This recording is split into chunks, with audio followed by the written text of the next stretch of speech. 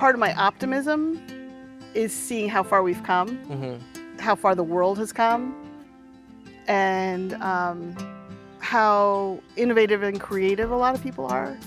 It's just the future, it's like it has to happen in our hearts. You know, it can't be top down.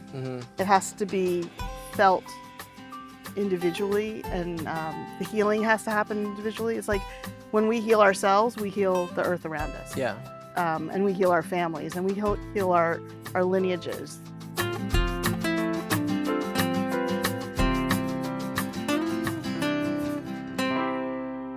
Thanks, Maria. You're welcome. For Thank you. spending some time with me and at your house here, your gardens, and Welcome to the wild and crazy place that is my garden. Thanks. So I don't usually intro like this, but the podcast is called the Curious Steward Podcast, and the tagline is that I am exploring the art, science, and business of working land, and that's a bridge between my agricultural career and my real estate activities, and just kind of focusing on land as a pivotal piece. And I feel like your story kind of encompasses all of those things. You are the third generation of the Rodale family who has basically started the organic movement. We popularized it. Yeah, okay. That's, being humble, yeah. And you're also the former CEO and chairman of Rodale Inc. And you're author of multiple books about all different kinds of things, really. Cooking, gardening, and just the organic movement in general. And you're also still work in the organic industry as on the board of the Rodale Institute. So I feel like there's so many different things we could talk about. But I thought that just for anyone listening who doesn't know the background, if you could maybe give a short background of the Rodale legacy and Rodale Inc., the Rodale Institute. Okay. Yeah. Let's do this. So yes, my grandfather, J.I. Rodale, is considered the, founder of the popular movement of organic gardening because he launched Organic Gardening magazine in 1942. So there was a lot of, organic stuff happening in the world, but the magazine kind of coalesced the movement and gave people a community to share information, to learn, to get inspired. And he and his brother were in the electrical engineering business, but this was his passion. Yeah. And then he, 10 years later, launched Prevention magazine because he realized the reason he was really interested in organic was because of the health aspect. He wanted to be healthier. So that started the Rodale Press business, which was books, magazines about health and organic.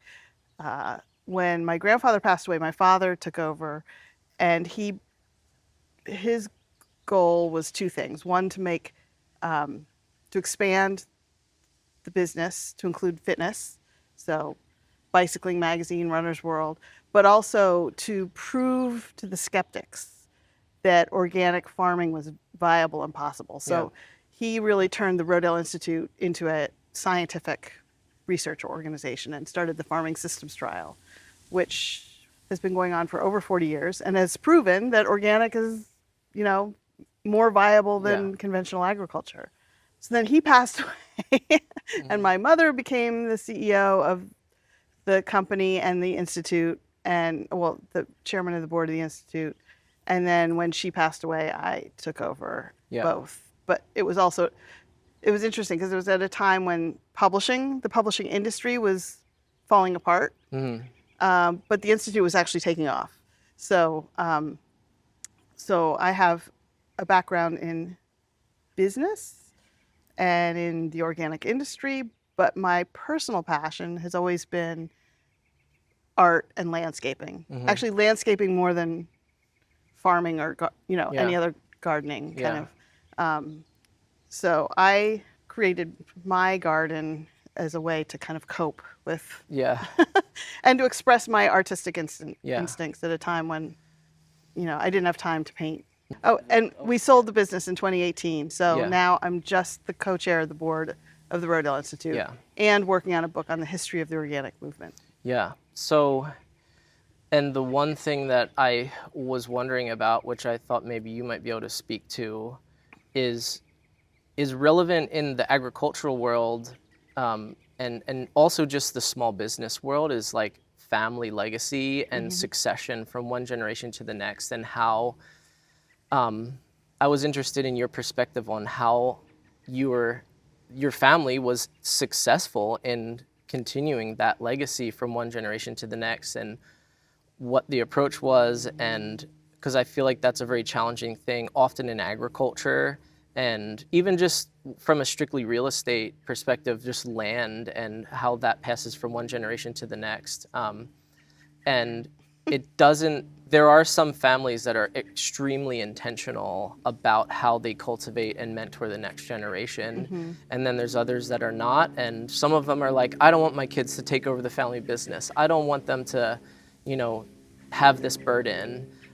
So do you have some insights about that legacy and that generational Yes. transfer? Yes, I do. Cool. First of all, it's one of the hardest things that anybody will ever do is to be involved in that way. Yeah. Because it's, you're combining childhood trauma and emotion Yes. with trying to be, a professional. And it requires intense therapy. There's a huge consulting business around helping really? people do it.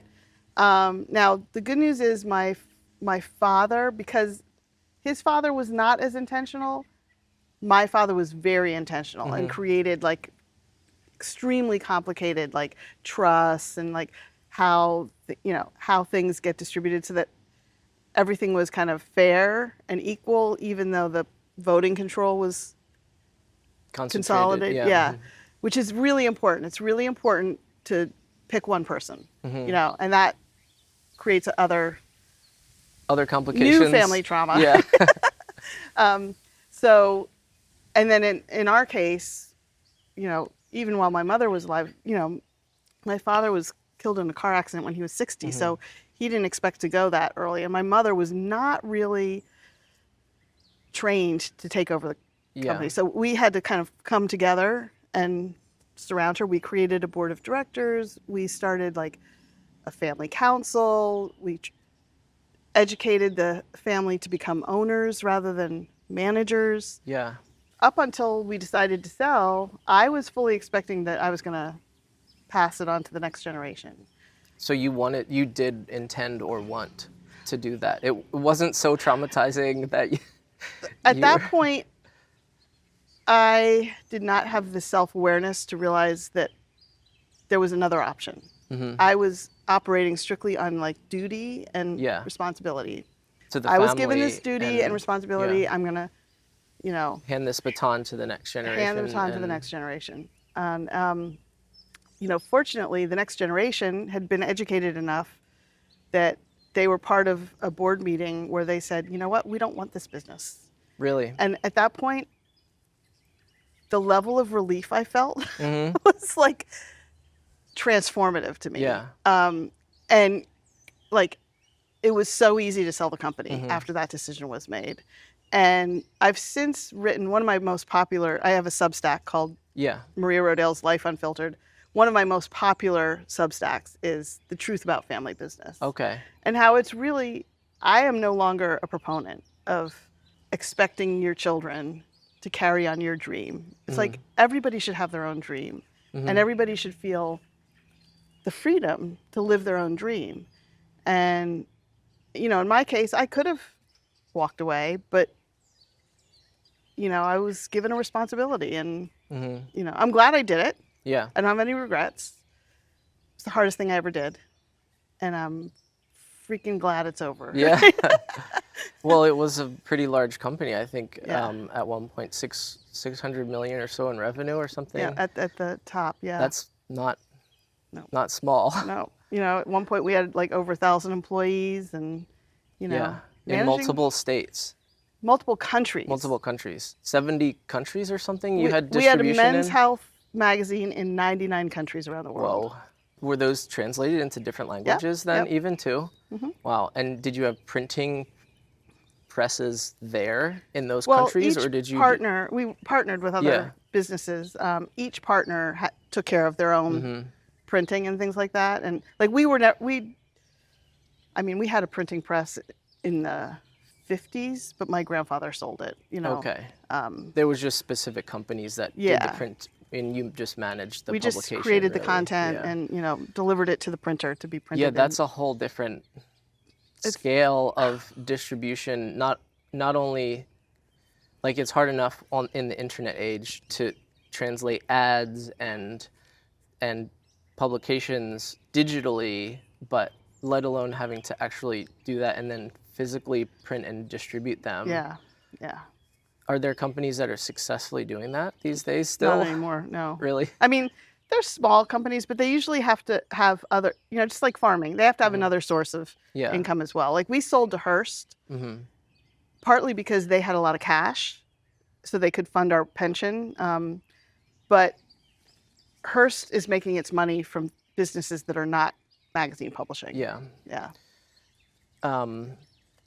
And they broke off the actual book publishing, physical book publishing, not magazine, to Penguin Random House. Penguin Random House, yeah. That was a same-day transfer. And is that still called Rodale Press? There is, there's a Rodale Books. Rodale Books. And there's Rodale Kids, which I launched. Yeah.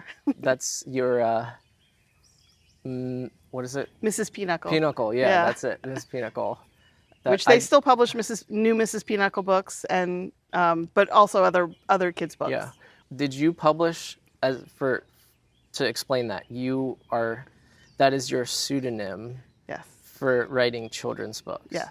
And I've always wondered about why people do that, or why authors do that, and also for how long do you keep it secret, or is it even kept secret? Or it was, so the reason I did it, first of all, like if you go back to when I was a little kid, before I knew what my life was going to be, I had always dreamed of being like illustrated children's book author, you know, and to do the drawings as well. And as I was in business and in this, you know, health and organic, and what I realized is that by the time somebody's grown up, it's really hard to change behavior. Like almost impossible. Yeah. But you can capture people, you know, when they're little and they're still impressionable, and also when a parent is reading, they're both learning. Yeah.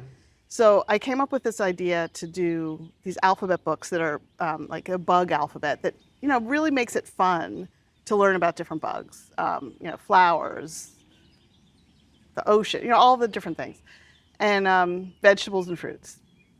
And then I was like, I can't publish this under my name, because I had learned from doing previous books under my name that other publishers were not going to cover my stuff because I was seen as a competitor. So like they wouldn't publish a review. Even though they know that is who is writing the book. Yeah. They just need kind of like a different brand name almost to the authorship. Well, back in the day, publishers were extremely competitive with each other. So there was like nepotism. Oh, it's just a vanity project. She's just doing it, you know, blah, blah, blah, blah, blah. So I was like, I actually came up with Mrs. Pinochle in a journey. And when I would say that name to people, they always laugh, which was like, okay, that's a good name. And I kept it completely secret, to the point where when Penguin Random House bought Rodale Kids, the head of the children's books called me and said, who's Mrs. Pinochle? I want to know who Mrs. Pinochle books. You know, we want more Mrs. Pinochle books. Yeah. So that was probably that would have been a fun conversation to be a fly on the wall. And you're sitting there thinking, do I tell them or do I not tell them? Well, or you'll be like, I'll make a connection. I'll introduce you or something. I was like, it's me. Yeah. And that was very validating, because, you know, when you have a famous name, you never know. Like, are people responding to me, who I really am, Yeah. or to, who they think that name represents, what they think that name represents? Yeah, it's kind of like it's more of a pure, like, no, if no one knows who Mrs. Pinochle is, then it's the art is, The they art. have to respond to the art itself, not Exactly. the name of the author. That's Exactly. like J.K. Rowling. I forget what her pseudonym is, but she has some other books that Right. she's written under that as well. A I lot think of authors do. because the Harry Potter series is just so Right. so huge. Yeah. She kind of had to, like, it's because her books are like murder mysteries or Yeah. something, so Yeah. they're totally different. Yeah, a lot of authors do, because it gives you a freedom to expand and explore. Yeah. And without any promotion, anybody knowing who I was and who Mrs. Pinochle was, those books have sold more than all my other books combined. Really? Yeah. Nice. Yeah. That's fun. So just to circle back to close out that legacy succession conversation, I think it's interesting to hear that you are not necessarily a proponent of that always happening, but still keeping it open to that next generation if they show a proclivity to Yeah. leadership or business or that kind of thing, to facilitating that. But there is a real benefit of growing up. Like, if you grow up on a farm, you learn about farming. Yeah. If you grow up in a publishing company, you learn about publishing. Yeah, you learn at the dinner table. Yeah, it just happens because you're around those conversations. Right. And But I think in order for it to be really successful, it requires a level of emotional intelligence and communication that a lot of people don't have. yeah, that has to be something that has been cultivated for Right. quite some time before you can actually, you almost have to be worthy of that responsibility, especially if it's multiple generations. Presumably the business is not a small business, Right. and there is a pretty significant burden of leadership. And Yeah. The great thing about selling the company, though, is that, the Rodale Institute is a nonprofit, and that mission belongs to everybody. Yeah. And that's what I've always said to my siblings and my nieces and nephews and my kids. It's like, you don't have to be in the business to work in this space. It's like, it's a mission that belongs to everybody. yeah, And do what feels wonderful to you, and how do you express it? yeah. Yeah. Yeah, and I think that I had another question that I wanted to bring up later on, but it feels like maybe now might be the right time, because I want to switch to some agricultural type questions. So in your book, Love, Nature, Magic, you say, and hopefully I'm quoting you correctly here, we really need a new economic model. The current theory, value for shareholders over value for all, with no valuation of nature, is a drive for perpetual profits, growth, and wealth. And then you go on to say that it is human nature to strive for dominance, self-actualization, for freedom. You're acknowledging that there is a natural human urge there to do this, this dominance, self-actualization, to achieve freedom through success and things. But since you are in this unique place where you have run a very large company that is successful and is still around, and you also have been deeply involved in a very mission-driven industry. Agriculture in general is somewhat mission-driven inherently, but also with the Rodale Institute and your leadership there, I feel like this is a poignant question for me, and just in general in the world right now, that folks want to be ambitious and achieve great things and create great products and make the world a better place in any way they choose. But they also struggle with, like, the ideas of capitalism and things like that. And so, I was gonna say, like, Yvon Chouinard's book, Dirtbag Billionaire. I just read that recently, and it's a really fun book. But that company is $1 billion company, and he still, even till they transferred it into like a nonprofit type structure, I think they created a completely new business structure. He struggled with that. Yeah. It's a very mission-driven company, but also they've done unbelievably well as a capitalist endeavor. Right. And then obviously Rodale Inc. sold for a lot of money as well when it did sell. And so how do you balance this kind of wisdom and nature-based, focused, like mission-driven, mission-oriented part, and then having been part of a very capitalist type endeavor? What's your wisdom for the world there? So I like to start this conversation by talking about Adam Smith, who is the founder of capitalism. Yeah. Adam Smith lived with his mother, and his mother did everything for him. She was like the invisible hand. He talks about the invisible hand. Yeah. Well, it was his mom. Yeah. And so great that he invented the term capitalism, and great that business schools are teaching all this stuff. But there's an evolution that has to happen to the whole concept.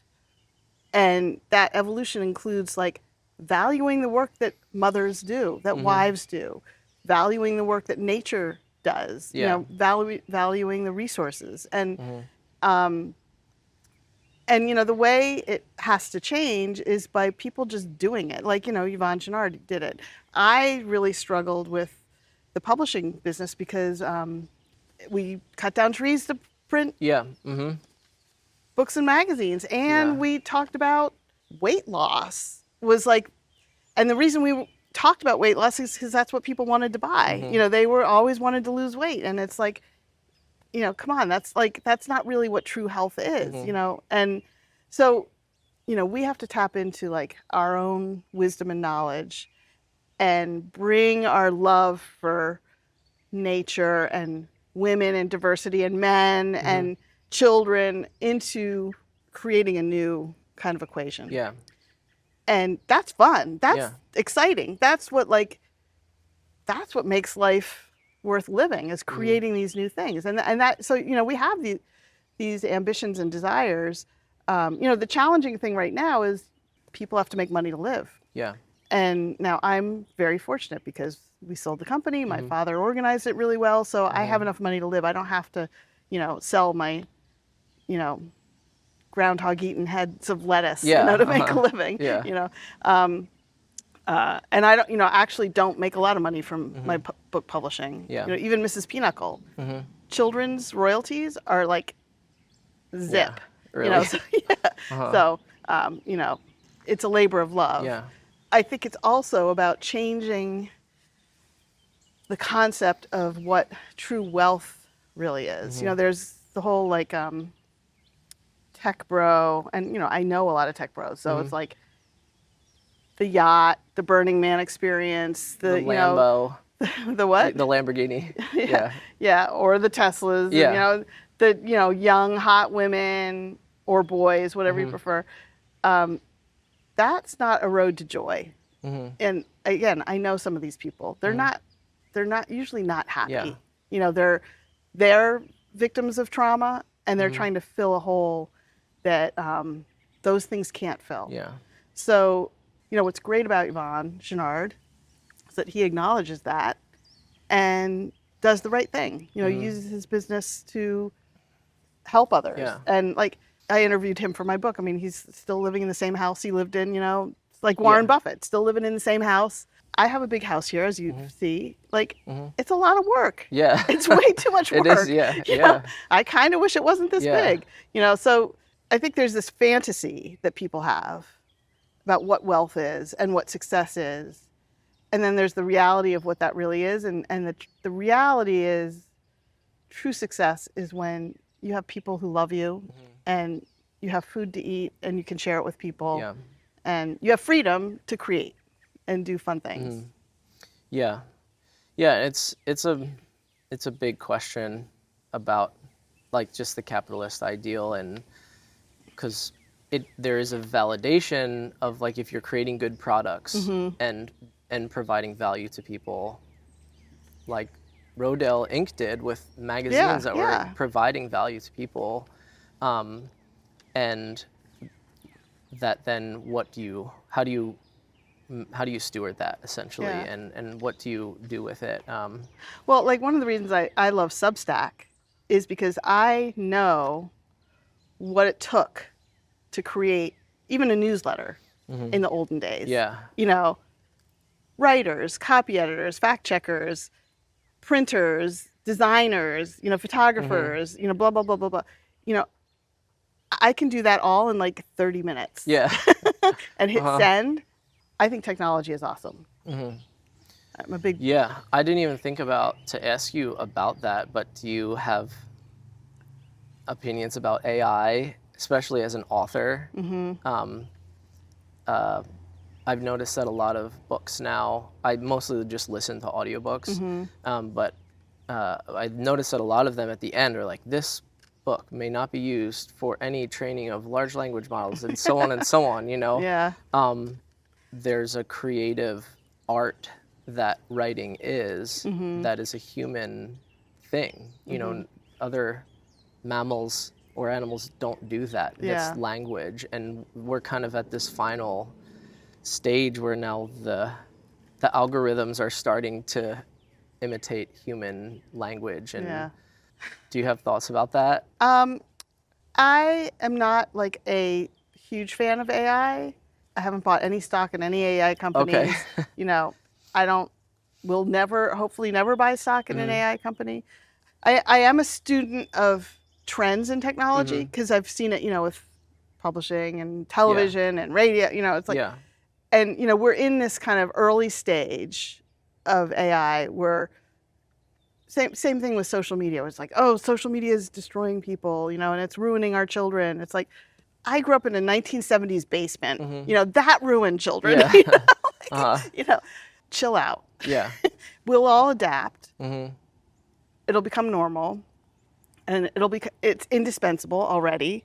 I feel the same way about AI. Like as an author, like I don't, you know, it can't do what I'm doing. Yeah. It can help me do what I'm doing. Like if I do a Google search, like when was, you know, such and such invented, it's fine if AI tells me when it was invented. And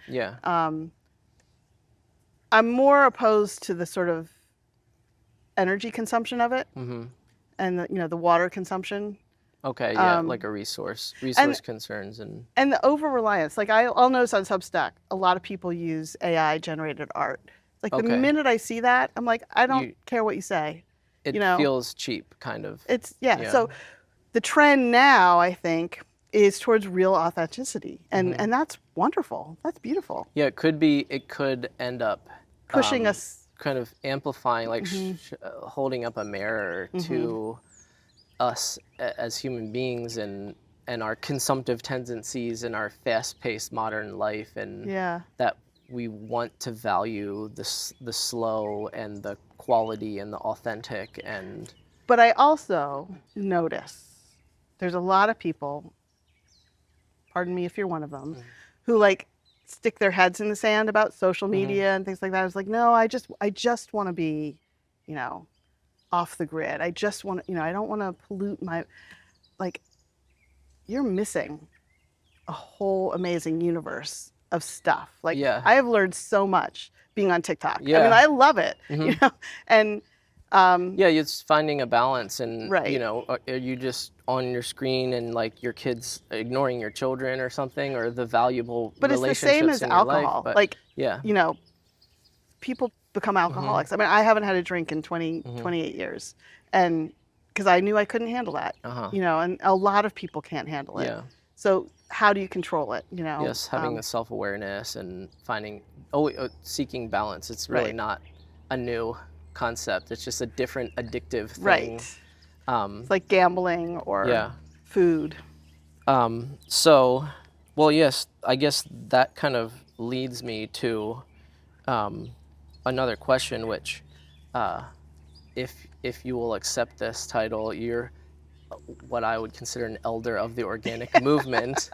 And I think that all too often we don't really value the elders in our industry or lives. And I've always felt like I had fascinating conversations with, you know, 80-year-old farmers, and one of the reasons that I've ever even wanted to do a podcast is because I would have these fascinating conversations with old Dutchy farmers, and they would, you know, I'll be like, man, that was a really fascinating conversation, and the stories that they were telling about, you know, ringing the dinner bell, or like going down in the basement in the morning and cutting a slab off of the like dried pork belly and frying it up in the pan. Like, there's so much perspective and history that we can, and just like regional value that we can draw from a lot of those kind of conversations. And I don't know that we always value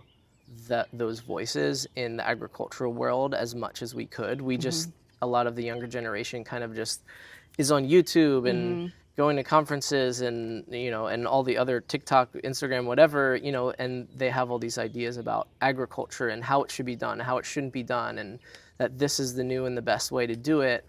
What kind of advice or like wisdom would you share to that new generation of farmers who are aspiring to and feel the call to manage land and to care for land and steward land, invest in it, you know, grow food, grow trees? Well,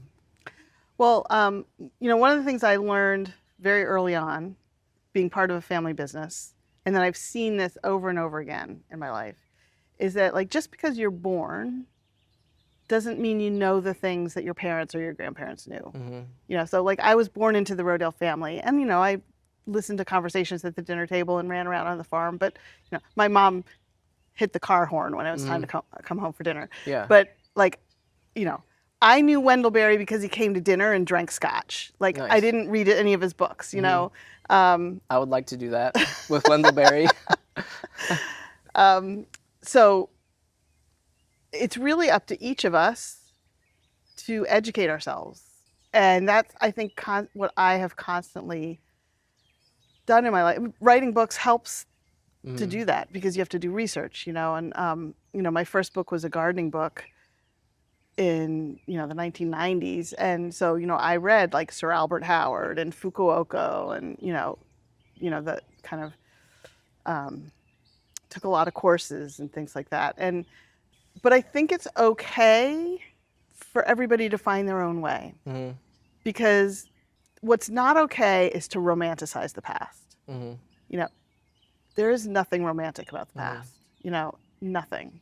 I mean, you can like feel some like sentimental longing, but it's like everything is better now. So just like start from that premise. You're in a good place. You're in a good place, especially here in the United States.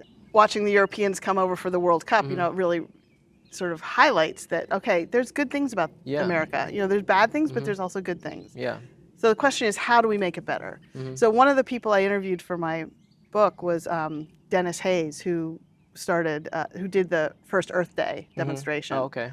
And, you know, I asked him, are things better now or are they worse? And he's like, oh my God, they are so much better. You know, so we tend to think the world is ending. The world is not ending. You know, one of the things I learned by reading my father's books when I did my first gardening book is like, he thought we were going to run out of oil in 1985. Like, we haven't run out of oil. So we have to be careful not to like apocalypse, you know, catastrophize the future, because we're creating it. And so, yes, listen to the elders, but also listen to your gut and your heart. There's a youthful optimism and energy that can help propel us all forward as a global culture. And you know, when you get older, it's so normal. And again, I'm interviewing a lot of these elders for my book. There's a lot of like bitterness and regret and anger, and you guys don't need to carry that forward. You just need to create something new. Generational trauma being transferred to the next generation is something that can happen very easily, and being aware of that. And one of the things that you said in your book as well was that it feels like this was kind of this in Love, Nature, Magic. It feels like it's almost, if you were to sum the book up in one sentence, but learning to love those things that frighten and annoy us.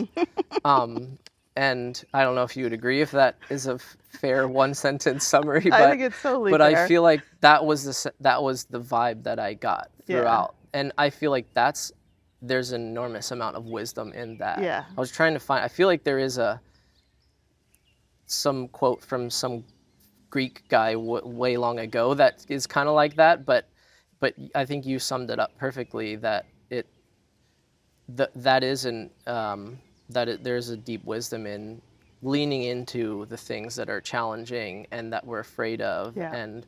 And going back to the kind of AI technology conversation, like those are things that allow us to kind of insulate ourselves from those challenges, and that we can, it's an escapist type.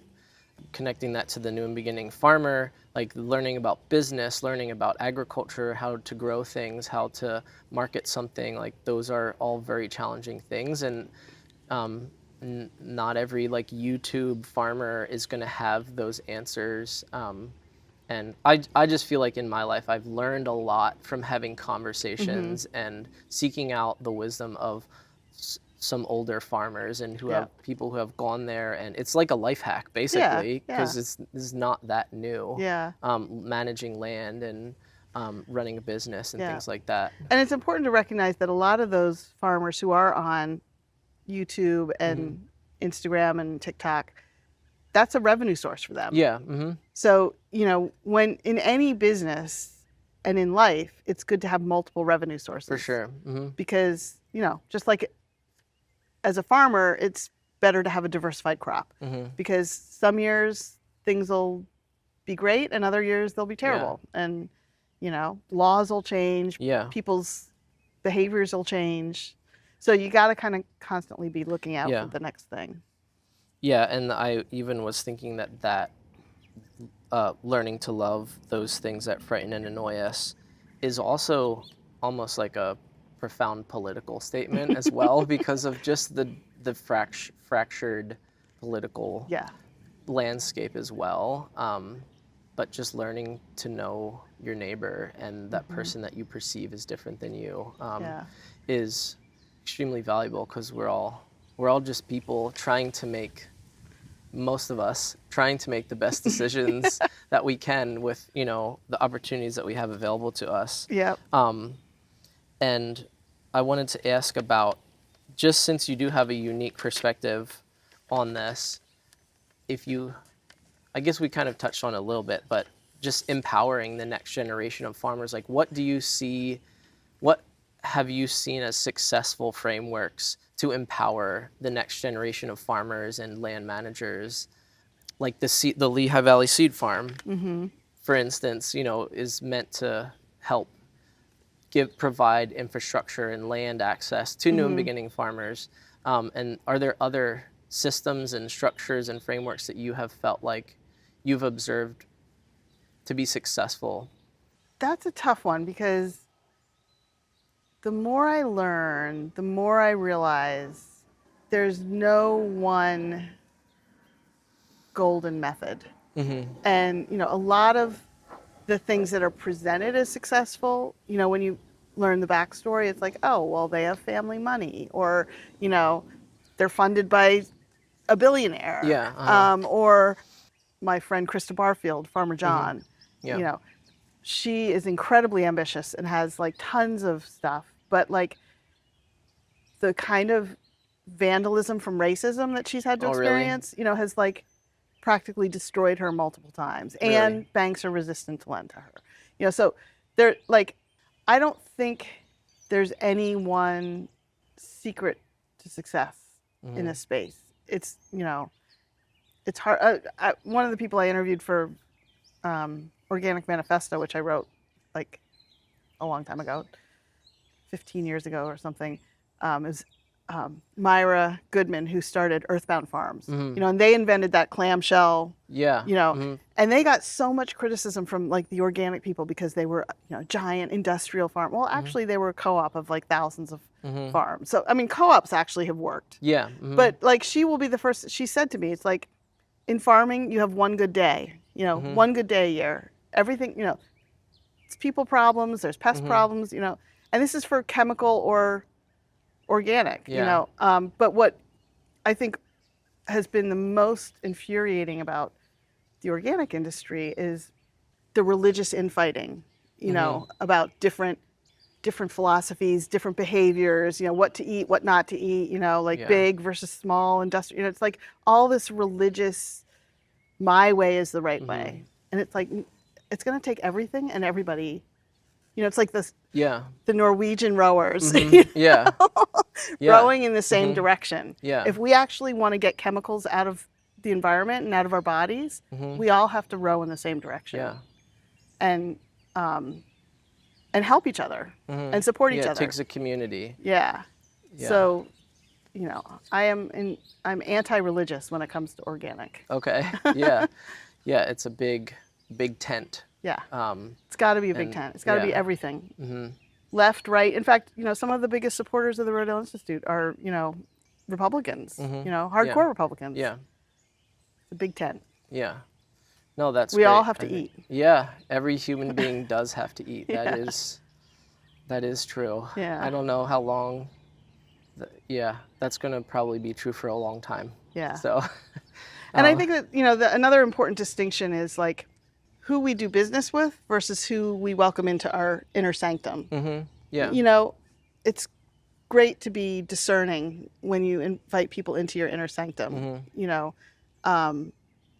But when it comes to doing business, you have to be willing to work with everybody. Yeah, you have to have an open mind. Yeah.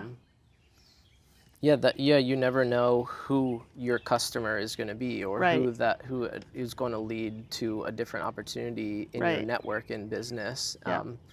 I think that's good advice too, because you can sometimes the organic farming, or like when we moved to our valley, we were the only organic farm really, and there's a lot of other farmers who have been doing conventional agriculture for a long time, for generations, and they, I think that for a long time they didn't think we were going to stick around, Right. or and I know other farmers who have experienced a lot of really hard times of discrimination, not necessarily racial discrimination, but just judgment and discrimination from their neighbors who are organic farmers, and the conventional farmers don't like what they're doing. Right.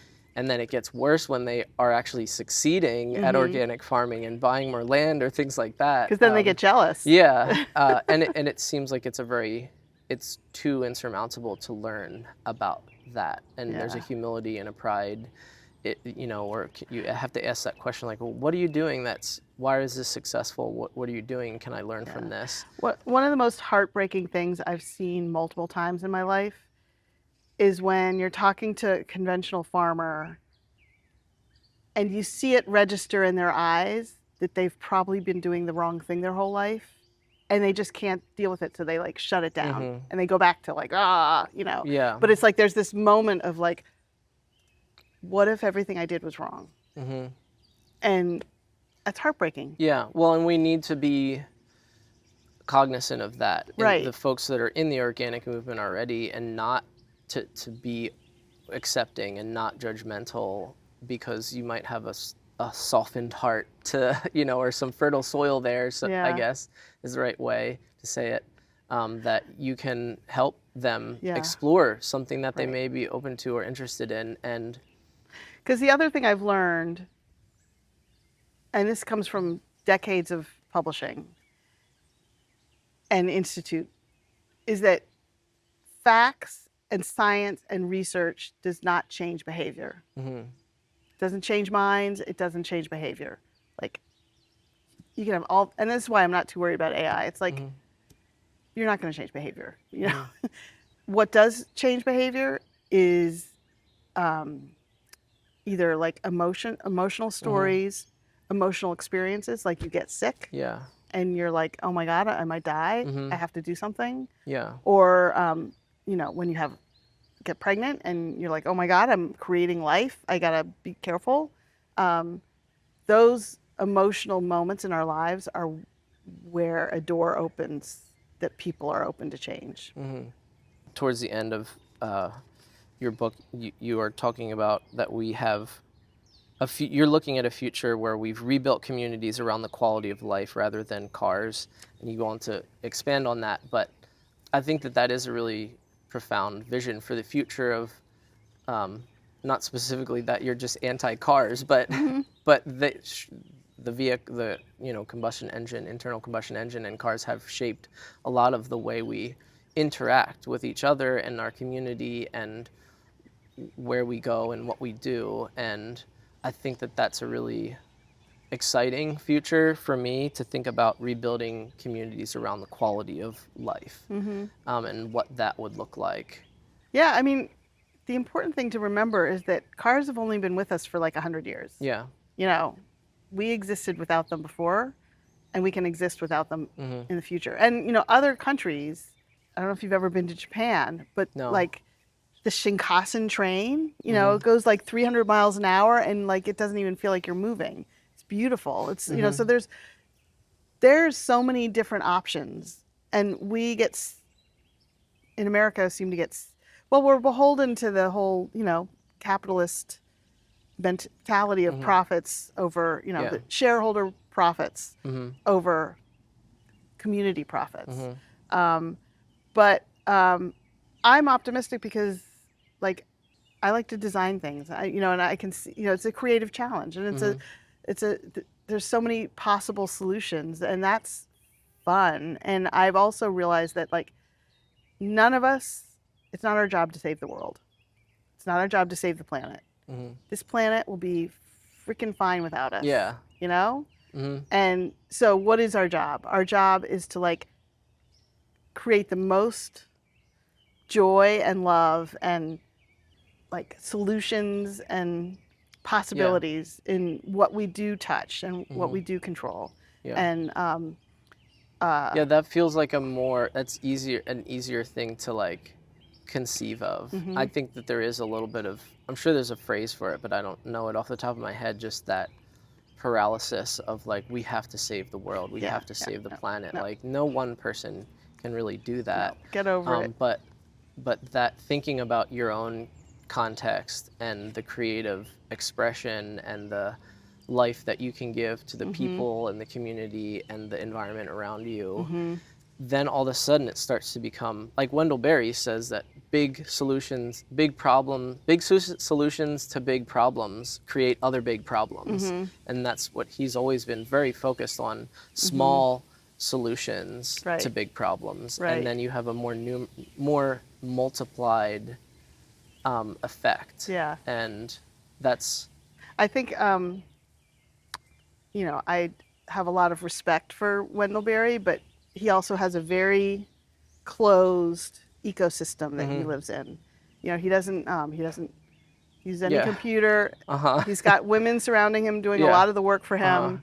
You know, so to me, it's about opening the doors and expanding our connection. Yeah. And realizing that, you know, finding balance between men and women, you know, learning how to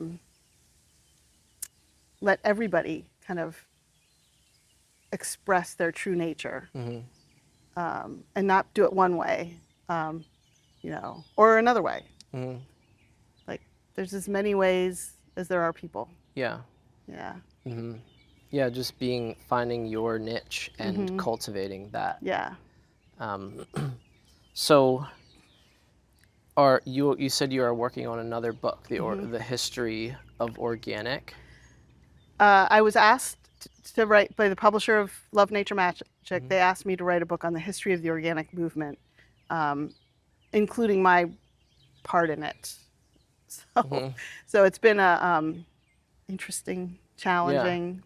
Yeah. Is there anything you can share, or is it top secret still? I mean, I've shared a lot of it in our conversation already, what I've learned. I mean, part of my optimism is seeing how far we've come, how far the world has come, and how innovative and creative a lot of people are. So it's just the future, it's like it has to happen in our hearts. You know, it can't be top down. It has to be felt individually, and the healing has to happen individually. It's like when we heal ourselves, we heal the earth around us. Yeah. And we heal our families, and we heal our lineages, and our children and our grandchildren. So, Rudolf Steiner is considered kind of one of the early founders, if not the early founder of the modern organic movement. And he came at it not as a farmer, but as like a spiritualist. And I think that is still a part of the movement. Yeah, how far do you even go back to start? It feels like that would be a challenge to even choose a place to start. Well, my editor was like, do not go back to the beginning of time, please. Well, yeah, that's what all of us organic farmers like to say, is like, this is not new. This is very ancient. Well, so I was at a fancy event recently, and I met in New York City, and I met the guy who writes obituaries for the New York Times. And so, like, I told him I was writing this, and there's this. He expressed something I've heard 1,000 times, which is like, wasn't everything organic once? And it's like, no, it wasn't. And in fact, we've learned a lot since then. There's so many nuanced things that have happened, and so much that we've learned that you can't go back. Nobody wants to go back. That is a good point, because it's not like there was plenty of things that farmers would do that were very superstitious type things that maybe didn't really have anything to do with actual agriculture, but they believed that they did. Or I write about how at the turn of the century in 1900, technically everything was organic, but the life expectancy was like 47 years old. Partly because we didn't have the medical knowledge that we have now. Partly because people didn't wash their freaking hands. So everything matters in terms of evolving towards a healthier, happier, safer world. And it's good to understand the past. So that you don't make the mistakes of the past. But there's no like magic bullet that if we go back to a certain time. No, I think that's a great way to look at it. It's like progressive conservatism or something, like learning from the wisdom of the past, but always looking forward, and always, trying to create something embracing new. the good things that we have done and accomplished, and identifying them, and being able to, I like that. It sounds like that's going to be a cool book, a future looking, optimistic. I trust that it's going to be good. I'm trying. Yeah. It's hard, but I'm trying. When do you think, is there a deadline for that yet? Or it's due, the manuscript is due October 1st. Okay. So it'll probably come out in 2027. Cool. Later 2027. And do you have a title? My working title is The Origin of Organic. Okay. Kind of like the origin of the species, but so folks will just have to, you're the author, so they can look at your name, look for your name to find the final. What I've learned from publishing books before and being a publisher is that actually, and I don't know if it's as true nowadays, but it's still true. Like book buyers from in like Barnes and Noble, they have a big say in what your book title is. Okay. If they're like, no, we don't like that, then you have to come up with a new title. Oh man. So that's probably not one of the fun parts. No. So we'll see. We'll see how it ends up. But it's a history of the organic movement. Yeah. That's cool. That'll be exciting. A scandalous history. Oh really? Nice. Intrigue. Yeah. Intrigue and scandal. Yeah. Well, yeah, that's most of the things. I mean, there's so much more that we could talk about, but I don't want to take up too much of your time, and I appreciate you having me here and thank you. Seeing your garden and eating some lunch, and I really enjoyed our conversation. So thank you so much. Yeah, thanks. Thank you.